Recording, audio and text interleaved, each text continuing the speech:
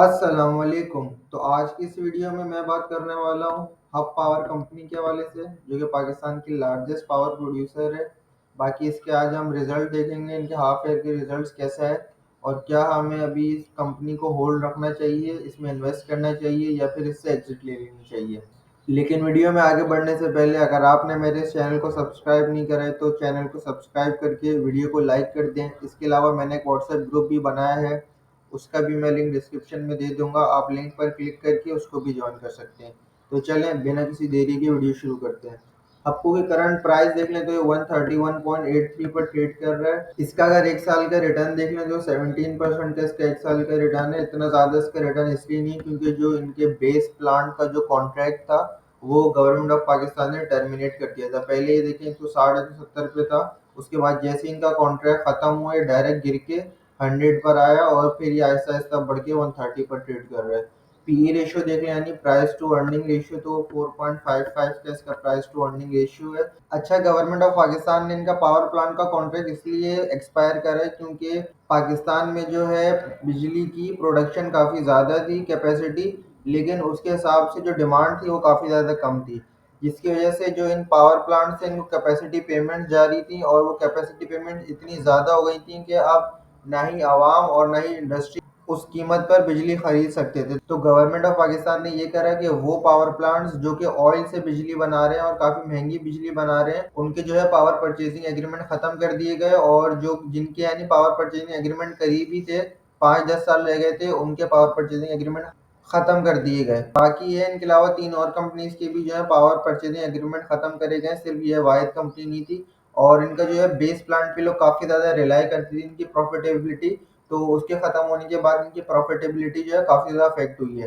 Company का अगर market cap देख लें तो 171 बिलियन का कंपनी का टोटल मार्केट कैप है।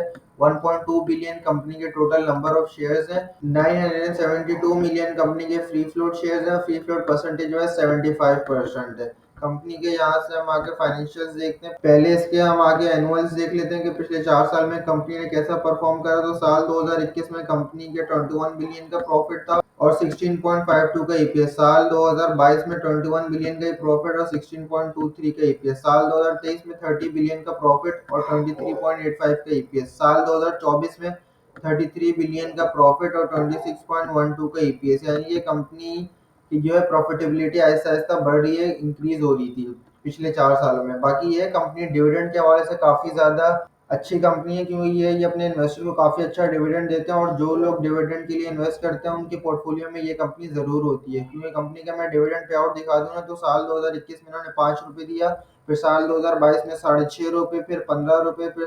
5.75, फिर दोबारा 2.75 दिए, फिर साल 2023 में ₹6, फिर ₹5, फिर ₹4, फिर ₹2.5 और फिर ₹8.5 एयर एंड पे दिए साल 2024 के। बाकी अब आके हम इनका देखते हैं जो हाफ ईयर के जो इनके रिजल्ट्स आए वो कैसे आए। आपको कि ये रहा हाफ ईयर के results. Financial results for the half year ended 31 December. Interim cash dividend for the half year, company ने ₹5 का कैश डिविडेंड दिया अपने जो है इन्वेस्टर्स को। बोनस शेयर कंपनी ने कोई नहीं दिए। नीचे आके अब हम इनका देख लेते हैं कि इनके फाइनेंशियल्स कैसे रहे। पहले इस क्वार्टर का देखते हैं, फिर 6 मंथ्स का देखेंगे। कंपनी का अगर रेवेन्यू देख लें तो कंपनी का रेवेन्यू कब बिल्कुल ही तकरीबन खत्म हो गया, 10 बिलियन से कम होकर 99 मिलियन पे आ गया। अच्छा, ये कम मैंने आपको पहले ही बता दिया इसलिए हो क्योंकि जो इनका बेस प्लांट है उसका कॉन्ट्रैक्ट खत्म हो गया। इसके अलावा इनके थोड़े और भी प्लांट्स हैं, उनका कॉन्ट्रैक्ट अभी खत्म नहीं हुआ। सिर्फ जो इनका अनकंसोलिडेटेड होता है ना, ये सिर्फ इनके बेस प्लांट के हैं। तो उनकी जो है सेल्स 10 बिलियन से कम हो गए, 99 मिलियन पे आ गई है। बाकी कॉस्ट ऑफ रेवेन्यू भी कम होना था क्योंकि आप अगर बिजली बना ही दे रहे तो आपकी कॉस्ट ऑफ रेवेन्यू भी कम होनी थी। तो 2.9 अरब से कम होकर 61 करोड़ पर आ गई है, जिसकी वजह से जो है इनकी जो है ग्रॉस प्रॉफिट पिछली दफा 7 अरब का था, इस दफा 51 मिलियन का लॉस है। 51 मिलियन का लॉस इसलिए क्योंकि आपने सेल्स तो बहुत कम कर दी क्योंकि तकरीबन करी ही नहीं है सेल्स, लेकिन अगर आपका जो प्लांट लगा हुआ है उसकी कुछ ना कुछ फिक्स कॉस्ट होगी मेंटेनेंस की, तो उसको मेंटेन करने के लिए इनको कुछ ना कुछ कॉस्ट देनी पड़ती है, जिसकी वजह से जो है इनका कॉस्ट ऑफ रेवेन्यू बढ़ा, जिसकी वजह से जो है इनका कॉस्ट ऑफ रेवेन्यू इनकी सेल से ज़्यादा है। बाकी अगर देखें तो डिविडेंड इनकम इनकी काफ़ी ज़्यादा है, जिसकी वजह से कंपनी प्रॉफिटेबल रही। डिविडेंड इनकम इनकी 7.2 बिलियन से बढ़ के 8.3 बिलियन की हुई, काफ़ी ज़्यादा इंक्रीज था डिविडेंड इनकम में। और डिविडेंड इनकम वैसे भी इनकी काफ़ी ज़्यादा है। इसके अलावा जनरल एंड एडमिनिस्ट्रेशन एक्सपेंस देखें तो कंपनी ने उसमें काफ़ी ज़्यादा कटौती की है, 523 मिलियन से कम होके 118 मिलियन की हुए हैं। अदर इनकम 12 मिलियन से बढ़ के 189 मिलियन की हुई है। इसके अलावा अदर ऑपरेटिंग एक्सपेंसेस काफी ज्यादा इंक्रीज कर रहे हैं, 193 मिलियन से बढ़ के 556 मिलियन की हुए हैं।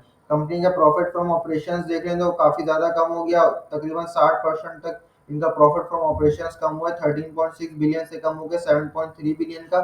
इसके अलावा कंपनी की फाइनेंस कॉस्ट भी काफी ज्यादा डिक्रीज हुई है। एक तो ये है इंटरेस्ट रेट पाकिस्तान में कम हुआ है, दूसरा ये है इन्होंने जो अपनी बोरोइंग्स करी हुई थी वो काफी ज्यादा कम कर दी, जिसकी वजह से इनका फाइनेंस कॉस्ट जो है वो 2.7 बिलियन से कम हो गया 921 मिलियन की हो गई है। कंपनी का अगर प्रॉफिट बिफोर टैक्स देख लें तो वो 10.8 बिलियन से कम हो गया 6.3 बिलियन का, और प्रॉफिट आफ्टर टैक्स 10.8 बिलियन से कम हो गया 5.8 बिलियन का, यानी कि इनके ऑलमोस्ट प्रॉफिट में 50% की कमी आई है। और अगर ईपीएस देख लें तो इनका 8.3 से कम हो गया 4.49 का हुआ है। तो ये कंपनी की इस दफा रेवेन्यू बिल्कुल नहीं था, सिर्फ जो है डिविडेंड इनकम की वजह से कंपनी की प्रॉफिटेबिलिटी आई। जैसे कैप्को की है, उनका भी बेस प्लांट जो है उसका तो कॉन्ट्रैक्ट खत्म हो गया, लेकिन उनकी ये है कि उनकी इन्वेस्टमेंट्स हैं जिसकी वजह से उनको जो है उस इन्वेस्टमेंट पे रिटर्न आता है और उससे वो डिविडेंड देते हैं। बाकी इनके अगर हाफ ईयर के रिजल्ट देख लें तो हाफ ईयर में इनकी सेल्स थी, क्योंकि उस टाइम तक इनका कॉन्ट्रैक्ट खत्म नहीं हुआ था, तो ये हाफ ईयर की सेल्स देख लें तो 19 बिलियन से कम होकर 13 बिलियन की हुई है, और हाफ ईयर का ग्रॉस प्रॉफिट 14 बिलियन से कम होकर 18 बिलियन का। बाकी प्रॉफिट फ्रॉम ऑपरेशंस देख लें तो वो 20 बिलियन से कम होकर 16.9 बिलियन का, और फाइनेंस कॉस्ट भी कम हुई है 5.5 बिलियन से कम होकर 2.8 बिलियन का। फाइनेंस कॉस्ट की कमी की मैंने वजह आपको बता दी है।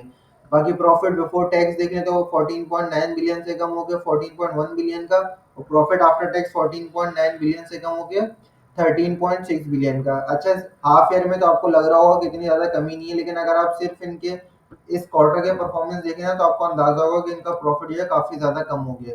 और ईपीएस देखें इनके हाफ ईयर का तो 11.5 से कम हो गया 10.49 का हो गया। इस क्वार्टर का ईपीएस जो था 4.49 था, और पिछले क्वार्टर का जो था ईपीएस वो 6 का था। मैं आपको यहाँ से नीचे जाके दिखा भी दूं, क्वार्टरली रिजल्ट्स में जो इनका ईपीएस था पिछले का वो 6 रुपीज था, इस दफा वो कम हो गया 4.49 का हो गया।